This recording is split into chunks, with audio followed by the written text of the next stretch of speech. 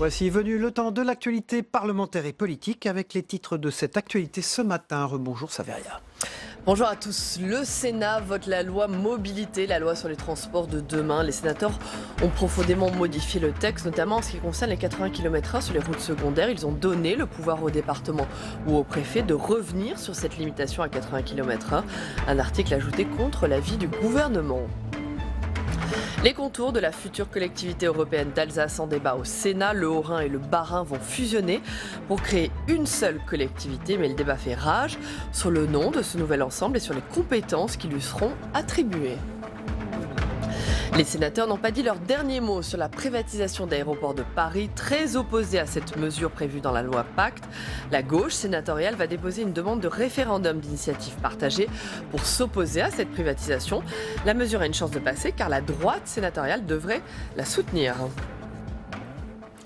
Le Sénat vote la loi mobilité, la loi sur les transports de demain. Les sénateurs ont profondément modifié le texte, notamment en ce qui concerne les 80 km/h sur les routes secondaires. Ils ont donné le pouvoir au département ou au préfet de revenir sur cette limitation à 80 km/h. Un article ajouté contre l'avis du gouvernement. Retour complet sur l'examen de ce texte avec Jérôme Rabier. Pour cette deuxième semaine d'examen de la loi d'orientation des mobilités, le Sénat a tenté de renforcer les pouvoirs locaux dans de nombreux domaines. Sur une mesure sensible comme l'abaissement de la vitesse maximale à 80 km/h, les sénateurs ont par exemple donné le pouvoir aux conseils départementaux ou aux préfets de moduler la vitesse. Une mesure de bon sens selon la majorité des sénateurs. Je ne suis pas contre la mise en place de 80 km/h sur un certain nombre de tronçons. On est pour la mise en application avec intelligence et surtout, faisons un peu plus confiance aux élus locaux.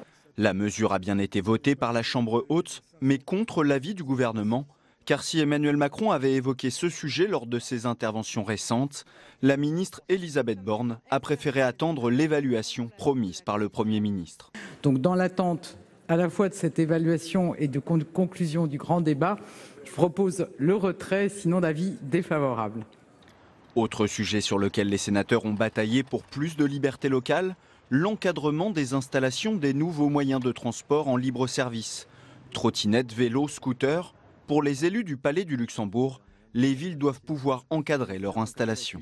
En leur permettant de soumettre les opérateurs à un régime d'autorisation préalable que j'évoquais, et à des obligations portant, entre autres, en plus de ce que vous proposez, sur le nombre maximal d'engins pouvant être déployés et sur les caractéristiques de ces engins, ainsi que sur le paiement de redevances d'occupation du domaine public. Autre sujet qui a divisé gouvernement et Sénat, la mise en place d'un forfait mobilité pour tous les Français, pouvant atteindre 400 € par an. Objectif que ceux qui n'ont pas de prise en charge de leur employeur pour les transports en commun se voient récompensés s'ils pratiquent le covoiturage ou utilisent leur vélo. Le gouvernement souhaite rendre le forfait obligatoire, mais qu'il ne soit pas cumulable avec un remboursement des transports en commun. Les sénateurs ont voté un forfait facultatif pour les entreprises, mais avec possibilité d'additionner la prise en charge transport en commun et les autres modes de déplacement. Et dans l'actualité parlementaire Saveria, les contours de la future collectivité européenne d'Alsace en débat au Sénat. Le Haut-Rhin et le Bas-Rhin vont fusionner pour créer une seule collectivité.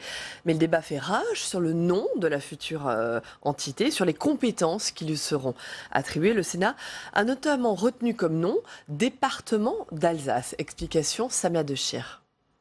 C'est une réforme jamais digérée par les Alsaciens. En 2016, malgré les manifestations, l'Alsace disparaît pour être intégrée au Grand Est, l'une des 13 nouvelles régions françaises. Après son élection, Emmanuel Macron lance des consultations qui aboutissent à un compromis. La fusion des départements du Haut-Rhin et Bas-Rhin dans une collectivité européenne d'Alsace. Une déclaration commune est signée à Matignon fin octobre dernier. Cette déclaration commune, c'est, je l'ai dit, du cousu humain, pour créer une collectivité dotée de compétences particulières et supplémentaires. Il n'y a donc pas de nouvelle région, mais la création d'un département aux compétences élargies. La collectivité européenne d'Alsace pourra porter des projets de coopération transfrontalière, aider au recrutement de professeurs d'allemand pour favoriser le bilinguisme et se verra transférer les routes nationales et autoroutes. L'idée que la région Alsace, alors qu'elle a une forte identité, accepte au fond de rester au sein du Grand Est avec la reconnaissance d'un certain nombre de compétences, d'une spécificité, d'une identité, je trouve que c'est à l'honneur de la République que d'y parvenir. Mais dans la région Grand Est, tous les élus n'adhèrent pas au projet. Je n'y retrouve pas en tous les cas mon compte, ni à titre personnel, en tant qu'élu de la nation, ni en tant qu'élu de la région Grand Est. La commission des lois du Sénat a quant à elle approuvé le compromis, mais avec des réserves. Sur l'appellation d'abord, qu'elle propose de remplacer par département d'Alsace, un terme jugé plus conforme à ses compétences. Des compétences pour lesquelles les transferts de moyens n'ont pas été prévus, jugent les sénateurs, qui ont déposé plusieurs amendements en ce sens.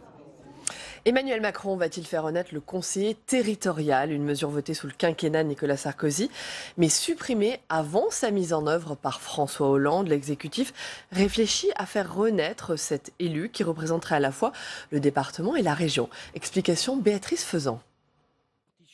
Nicolas Sarkozy l'avait lancé pour réduire les dépenses publiques. Nous irons jusqu'au bout de la réforme des collectivités locales. Nous ne nous déroberons pas devant la réduction du nombre des élus régionaux et départementaux. François Hollande l'a enterré au nom de l'autonomie des territoires. Sous Emmanuel Macron, le conseiller territorial semble de retour. Comme beaucoup de réformes de Nicolas Sarkozy, annulées en 2012 par François Hollande, elle trouve une nouvelle grâce avec Emmanuel Macron. C'est vrai que si on veut rapprocher les citoyens de leurs élus, si on veut faire en sorte que sur le niveau des strates, il n'y ait pas et le département et la région en ayant des élus différents, le conseiller territorial, c'est la réforme idéale. En 2010 déjà, l'idée d'une fusion entre l'élu de la région et celui du département faisait polémique. Adoptée à l'Assemblée nationale, désavouée au Sénat, la réforme n'est jamais appliquée, jusqu'à sa suppression en 2012. En 2019, la réforme pourrait trouver un second souffle, et c'est le grand débat qui relance la question.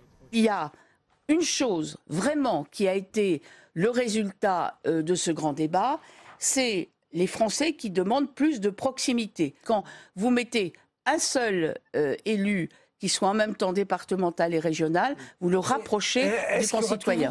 Ça a été posé sur la table, il faut en discuter, c'est le début de la discussion. Nous n'en avons même pas parlé avec les associations d'élus encore. Une idée notamment poussée par Xavier Bertrand à droite, tandis que les associations d'élus y sont opposées. Une concertation est prévue sur la question d'ici la fin du mois d'avril. Voilà, dans un instant, le face-à-face, deuxième interview politique de cette édition. On s'y retrouve, à tout de suite. Bonjour Didier Mandelli, sénateur LR de Vendée. Merci d'être présent sur ce plateau ce matin. Bonjour et merci. Bonjour Didier Mandelli. On arrive donc au terme de l'examen de cette loi mobilité, vote solennel cet après-midi au Sénat. Les sénateurs ont examiné, ont voté, ont adopté un texte qui est très différent de la version initiale de cette loi. Quel est l'esprit de cette version du texte à laquelle vous avez abouti? Je rappelle que vous êtes le rapporteur de cette loi mobilité. C'est bien ça. Effectivement, nous avons eu un texte relativement léger. Il avait fait l'objet d'arbitrage à la fois de Bercy et de Matignon au fil de sa présentation par la ministre Elisabeth Borne. Et nous avons tenté de l'enrichir, tout simplement, en prenant en compte à la fois les aspects de gouvernance pour les collectivités locales, et notamment les questions de financement également inhérents à ce type de projet, puisque on peut décréter vouloir la fin des zones blanches en termes de mobilité. Si on n'a pas les financements correspondants et les outils qui permettent réellement de les mettre en œuvre, ces zones, c'est compliqué. Alors, on va en parler de la question du financement, qui est un des aspects majeurs, bien sûr, d'achoppement avec le gouvernement, avec la majorité présidentielle. Avant cela, parmi les changements majeurs votés par les sénateurs, il y a la question des 80 km/h. Les sénateurs, vous avez donné le pouvoir au département ou au préfet de revenir sur cette limitation à 80 km/h. Un article a été ajouté et voté contre l'avis du gouvernement. À l'instant, sur ce plateau, Elisabeth Borne, la ministre des Transports, vient de déclarer que ce n'était pas le bon moment pour examiner cette mesure dans cette loi. Qu'est-ce que vous lui répondez ? C'est jamais le bon moment, forcément. Il se trouve que parmi les 500 amendements adoptés, figure celui-ci de notre collègue Michel Raison, qui permet non pas de réintroduire les 90 km/h partout sur le territoire, mais de donner la possibilité, la capacité au président du département, sous couvert de la commission départementale de sécurité routière, dans laquelle siègent évidemment le préfet et les forces de police et de gendarmerie, et un certain nombre d'acteurs notamment les associations sécurité routière, de pouvoir, sur un certain nombre de portions bien identifiées comme accidentogènes, éventuellement de descendre à 70 km/h, ce qui est déjà la possibilité. Ils ont déjà cette possibilité aujourd'hui, mais sur les zones qui ne nécessitent pas d'aménagement spécifique ou qui ne sont pas accidentogènes, de revenir éventuellement sur une mise en place de 80 en allant vers 90 km/h. Autre changement, autre mesure importante votée par les sénateurs sur le forfait mobilité. Vous avez souhaité que ce forfait puisse se cumuler avec le remboursement des indemnités de transport. Et ça, eh bien, le gouvernement n'en veut pas. Il a dit non. Oui, je trouve ça un peu surprenant. Ce cumul du forfait mobilité, pour que les téléspectateurs comprennent bien. Oui, je trouve ça un peu surprenant parce que d'une part, le forfait mobilité durable, il est facultatif pour l'entreprise. Et donc, il y a cette indemnité kilométrique qui est, elle, obligatoire, la prise en charge à hauteur de 50%.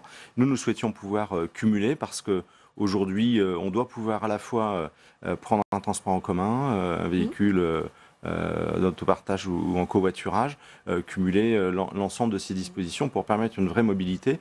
Alors pourquoi le gouvernement refuse ? Je ne sais pas si vous avez posé la question à la ministre, mais on a eu des explications, moi, elles ne me satisfont pas. Nous, on a souhaité partir à la fois des attentes de nos concitoyens, de leurs besoins réels exprimés, également du contact avec les entreprises, pour arriver à cette mouture de cumul qui nous paraît être un élément déclencheur. En revanche, le Sénat, une autre mesure, a refusé d'inscrire dans la loi la fin de la vente des véhicules diesel et essence en 2040. Pourquoi ?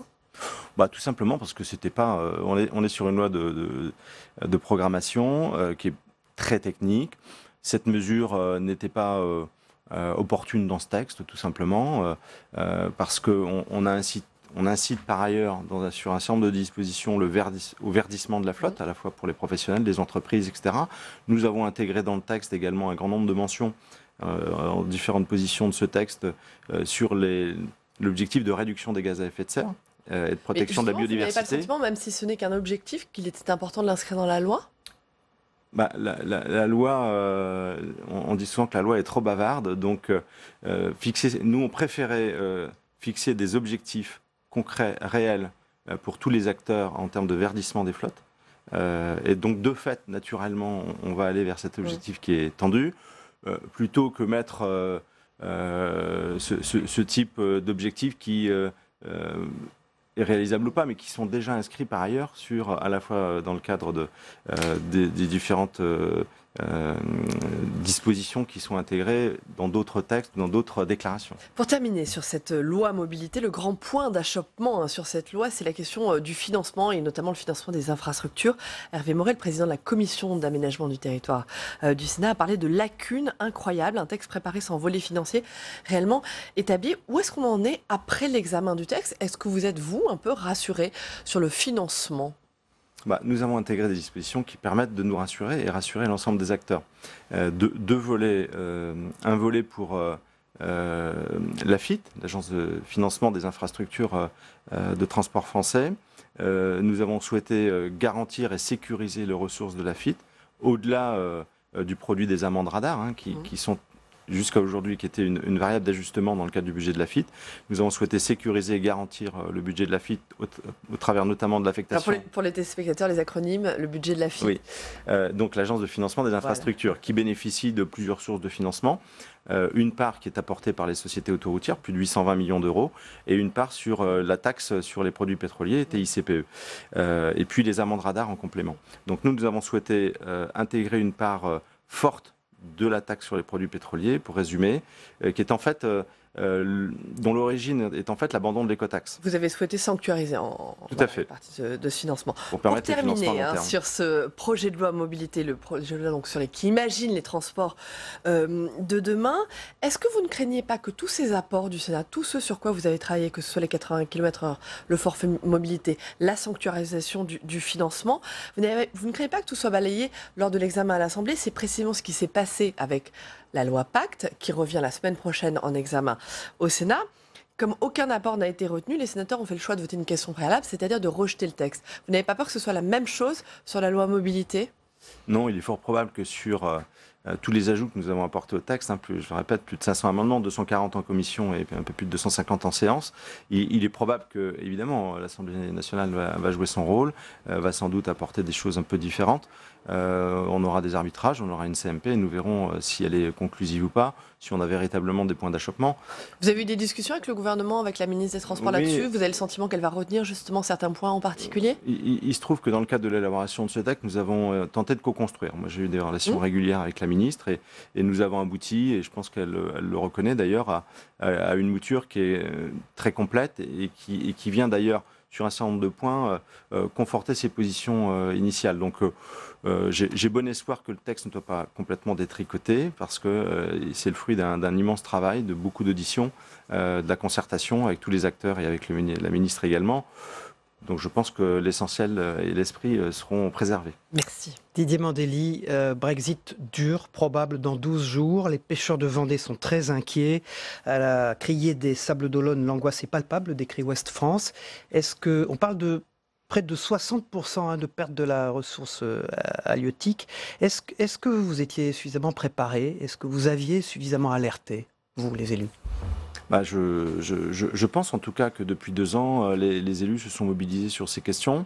Les organisations, puisque vous faites référence à la pêche, j'étais effectivement hier matin en Vendée, sur mon territoire, à la fois avec Bruno Retailleau et François-Xavier Bellamy dans le cadre dans la campagne des élections européennes. Et nous avons rencontré l'ensemble des organisations de pêcheurs de toute la Vendée. Et c'est vrai qu'ils expriment des inquiétudes sur le sujet. 60% de perte de ressources, c'est exact, c'est des chiffres que vous confirmez? De potentiel, oui, c'est ce qui est exprimé. Donc, nous ne souhaitons pas, évidemment, que la pêche soit la variable d'ajustement des négociations qui sont en cours, comme d'autres secteurs d'activité d'ailleurs. Donc, nos députés européens sont vigilants, sont mobilisés sur le sujet. Je pense notamment à Alain Cadec, qui était avec nous également, qui est le président de la commission pêche à l'Europe. Nous serons particulièrement vigilants et attentifs aux décisions qui seront prises et à la préservation de notre capacité à nous projeter sur le plan de la pêche. Merci beaucoup, sénateur LR de Vendée. On passe à l'agenda, ce qui se passe au Sénat. Merci. Les temps forts cette semaine. Demain, à 14h, une audition importante. Nicole Belloubet, la garde des Sceaux, puis Didier Lallement, le tout nouveau préfet de police de Paris, seront auditionnés par la commission des lois sur les événements, les violences à Paris.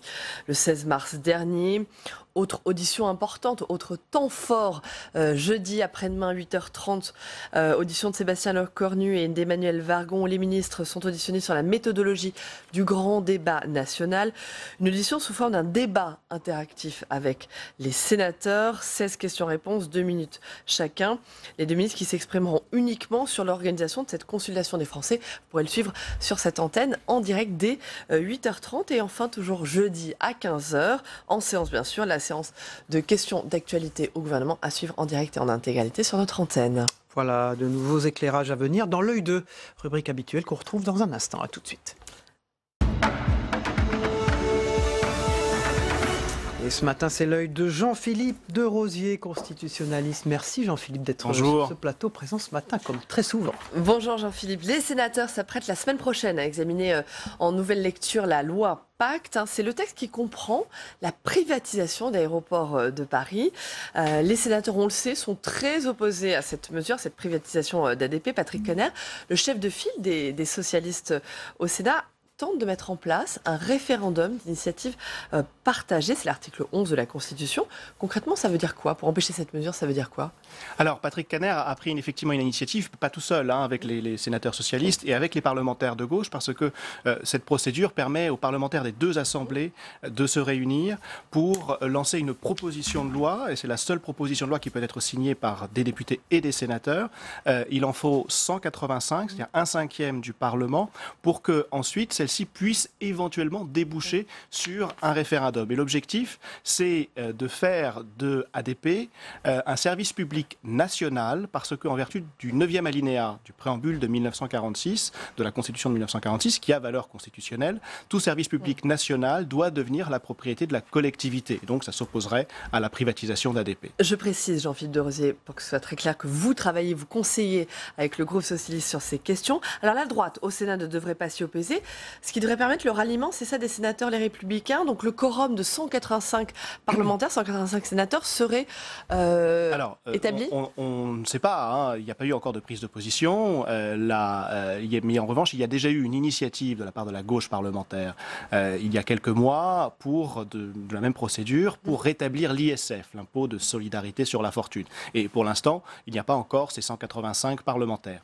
En revanche, sur la privatisation d'ADP, on a pu voir dans le cadre du débat au Sénat qu'il y avait une assez large opposition transpartisane, donc de gauche et de droite. Donc on peut imaginer qu'il y ait un ralliement plus large et que l'on puisse atteindre ce seuil de 185 parlementaires. En clair, pour parler clairement, la droite sénatoriale, la droite est mûre aujourd'hui pour faire cette mesure, pour mettre en place cette mesure avec cette initiative parlementaire, ce référendum d'initiative partagée avec la gauche parlementaire. Encore une fois, je ne sais pas parce que je pense qu'ils vont en parler, notamment on sait que le mardi matin il y a des réunions de groupe dans les différents groupes, donc ça va être sans doute l'objet d'un débat. Mais ce que l'on peut en voir par rapport au débat qu'il y a eu en séance, c'est qu'effectivement il y avait une convergence d'idées à ce niveau-là. Donc est-ce qu'ils vont souhaiter aller jusqu'à un ralliement avec la gauche pour lancer cette procédure ? Ce que l'on sait, c'est que Bruno Retailleau, le chef de file des sénateurs les Républicains, ne devrait pas s'opposer à cette mesure. Il n'a pas pris de position, à ma connaissance, il n'a pas pris de position officielle sur le sujet, mais ça va être une discussion qu'il y aura ce matin dans leur groupe. Alors, pour être très complet, les sénateurs ont en tout cas voté en commission une question préalable sur l'examen de cette loi Pacte, donc qui revient en examen la semaine prochaine, ce qui signifie en clair le rejet immédiat du texte. Le rejet immédiat du texte et ensuite son retour à l'Assemblée nationale. Là, il y a une petite incertitude dans le calendrier. Il faudrait attendre la conférence des présidents de l'Assemblée nationale qui a lieu cette semaine pour savoir si la lecture définitive sur la loi Pacte va avoir lieu la semaine prochaine, avant l'interruption parlementaire, parce que vous savez qu'à la fin de la semaine prochaine, le Parlement s'arrête pendant 15 jours et ensuite il se réunira à nouveau au mois de mai. Donc soit il examine en lecture définitive très rapidement à la fin de la semaine prochaine et la loi peut ensuite être à promulguer sauf saisine du Conseil constitutionnel, ou alors il faudra attendre le mois de mai pour que la lecture définitive ait lieu à l'Assemblée nationale. Très bien. Merci beaucoup Jean-Philippe. Merci. Jean-Philippe Derosier pour cet œil. Merci. On passe à la revue de presse dans un instant, les unes de la presse quotidienne régionale.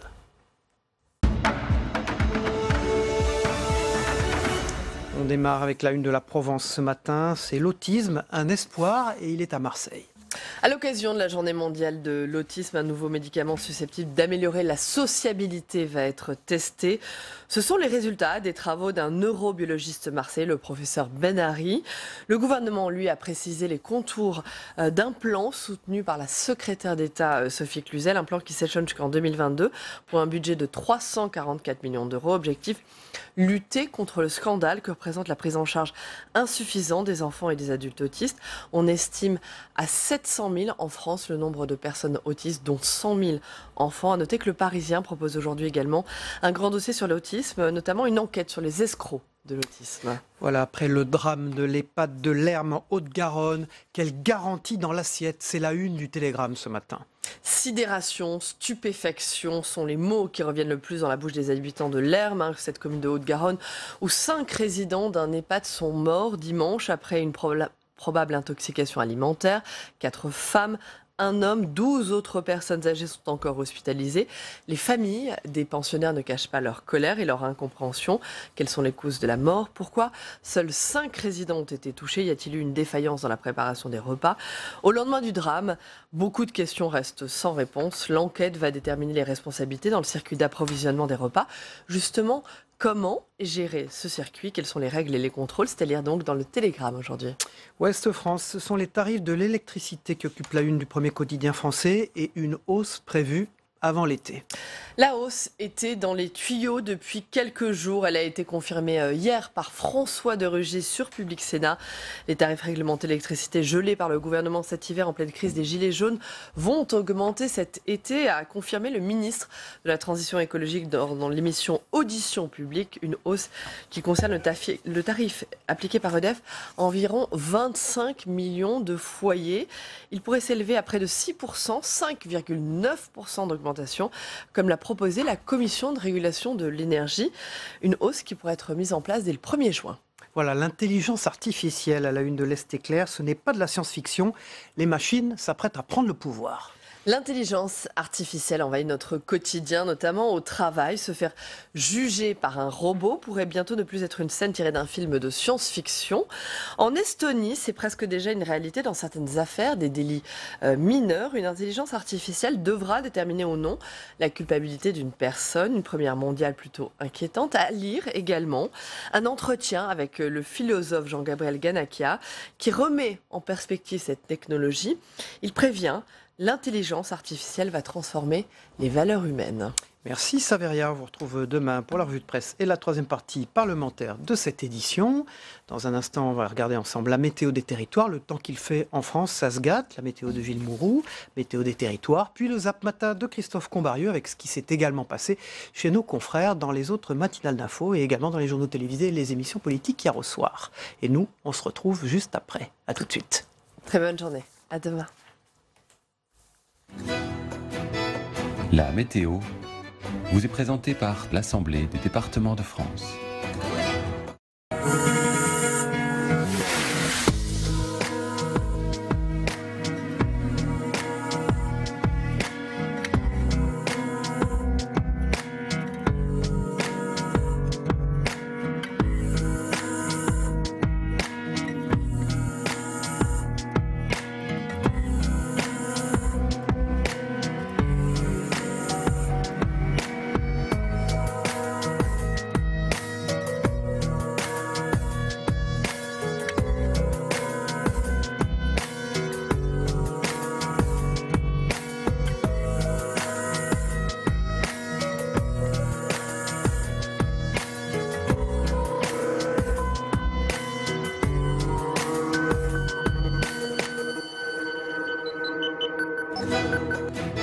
C'était la météo avec l'Assemblée des départements de France.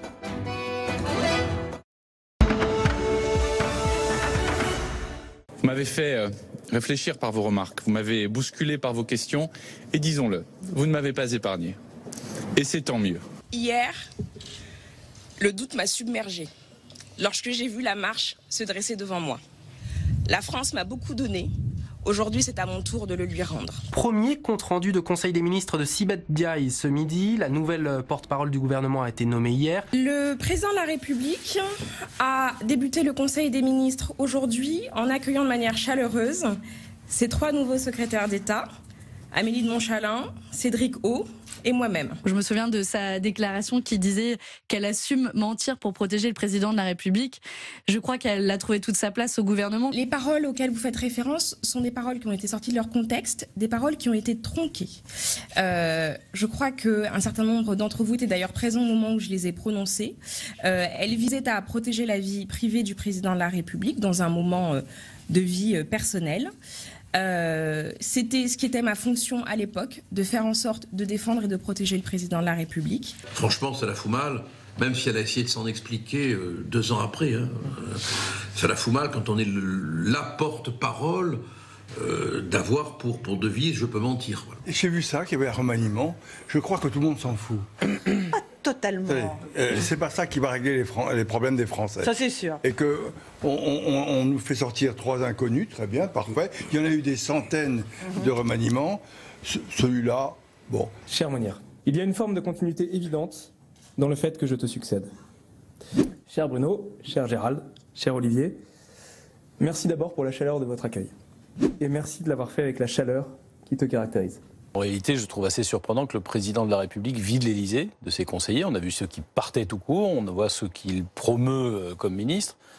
Ou il a envie de changer l'équipe de l'Élysée parce qu'elle lui convient pas, ou alors on n'y comprend rien. Ils sont quand même pas nés de la dernière pluie. Sibeth Ndiaye, elle doit faire la politique depuis 20 ans. Ça, je ne sais pas, enfin je crois, oui. Mais en tout cas, elle a été militante à l'UNEF, une des dirigeantes de l'UNEF. Je ne sais pas si c'est une bonne école, mais c'est une école politique, c'est certain. C'est isolé. Ça, c'est clair que quand vous dites le seul responsable, c'est moi, venez me chercher, et que vous avez une vision aussi jupitérienne de la Ve République qui pose déjà problème, c'est sûr que vous avez tendance à resserrer autour de vous et à finalement, au bout d'un moment, de faire confiance qu'à ceux qui sont vos affidés. Voilà, c'était le Zap Monde de Christophe Combarieux, une rubrique que vous retrouvez 2 fois par émission. Demain, l'invité politique de Territoire d'Info, ce sera Frédéric Pechnard. C'est un ancien collaborateur très proche de Nicolas Sarkozy qui est maintenant vice-président du Conseil régional d'Île-de-France. Il sera notre invité politique en direct sur ce plateau, interviewé par Public Sénat et la presse quotidienne régionale, comme c'est le principe de cette émission. Merci de votre fidélité. On se retrouve donc demain pour une nouvelle émission. Bonne journée à tous, surtout. Au revoir.